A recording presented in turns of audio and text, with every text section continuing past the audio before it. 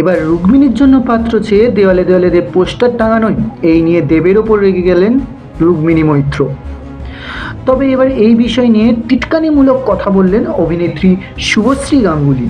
শুভশ্রী বলেন, এটাই তো হবে একদিন, আজকের এই মজাটা একদিন বাস্তবে রূপ নেবে। এটা আমার সাথে হয়েছে, তোমার সাথেও হবে। এবার শুভশ্রীর এই কথাকে রাইট বলে কমেন্ট করছেন নেটিজেনরাও। তাদের মধ্যে একজন বলেছেন, দেবদার বয়ফ্রেন্ড হওয়ার যোগ্যতা থাকলেও স্বামী হওয়ার যোগ্যতা নেই, যার কারণে তিনি বিয়ে করতে ভয় পান। আরেকজন বলেছেন, কি অদ্ভুত, নিজের গার্লফ্রেন্ডের বিয়ে নিজেই ঠিক করছে। আবার কারোর বক্তব্য, শুভশ্রীদি একদম ঠিক বলেছ, তোমার চেয়ে রুক্মিণীকে বেশি কষ্ট পেতে হবে। তো বন্ধুরা, রুক্মিণীর জন্য এভাবে দেব পাত্র চেয়ে পোস্টার মেরে ঠিক করছেন নাকি ভুল? আপনার মতামতটি অবশ্যই কমেন্ট করে জানাবেন। ভিডিওটি ভালো লাগলে লাইক ও শেয়ার করবেন এবং নতুন নতুন ভিডিও পেতে অবশ্যই চ্যানেলটি সাবস্ক্রাইব করবেন। ভিডিওটি শেষ পর্যন্ত দেখার জন্য অনেক ধন্যবাদ।